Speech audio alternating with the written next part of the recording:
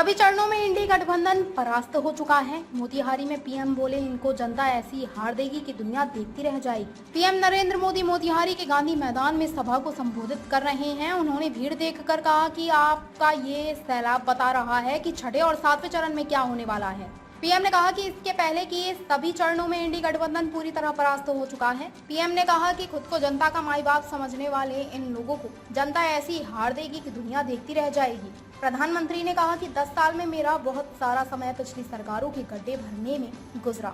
जो काम पिछले 10 सालों में हमने किया है वो अब आने वाले 5 साल में होगा, ये मोदी की गारंटी है। मोतिहारी के बाद पीएम सिवान में 2 जनसभाओं को संबोधित करेंगे। पीएम बीती रात ही पटना पहुंचे हैं। आज सुबह वे राजधानी के इको पार्क में योगा करने के बाद पटना से मोतिहारी के लिए रवाना हो गए।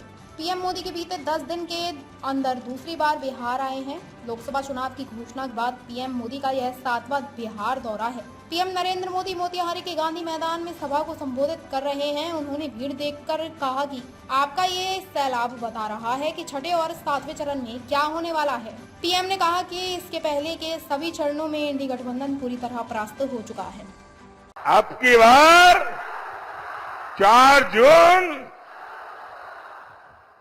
भाई और बहनों, जो लोग चांदी का चम्मच लेकर पैदा होते हैं उन्हें पता नहीं होता मेहनत क्या होती है।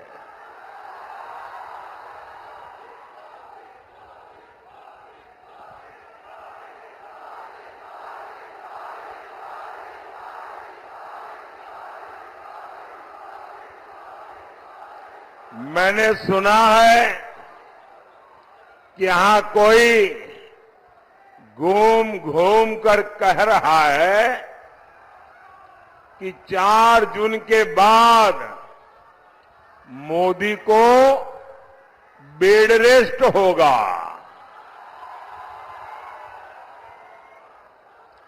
भाइयों बहनों, मैं तो परमात्मा से प्रार्थना करता हूं, मैं तो यही कामना करता हूं, मोदी तो क्या देश के किसी भी नागरिक के जीवन में बेड रेस की नौबत नहीं आनी चाहिए।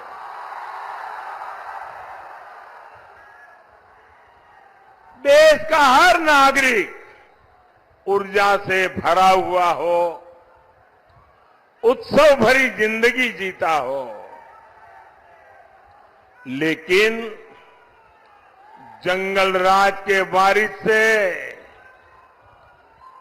और अपेक्षा भी क्या की जा सकती है। और ये सब ऐसे ही है। आपने देखा होगा कांग्रेस वाले क्या कहते हैं, मोदी तेरी कब्र खोदेगी, मोदी तेरी कब्र खोदेगी। इनका एक काउंटर पार्ट है उत्तर प्रदेश में, और उत्तर प्रदेश का शहजादा क्या कहता है, अब मोदी के आखिरी दिन बनारस में है, इसलिए उन्होंने बनारस में अंतिम गृह की व्यवस्था की है। साथियों, इस चुनाव में इन लोगों के पास मोदी को गाली देने के सिवाय कोई मुद्दा नहीं है।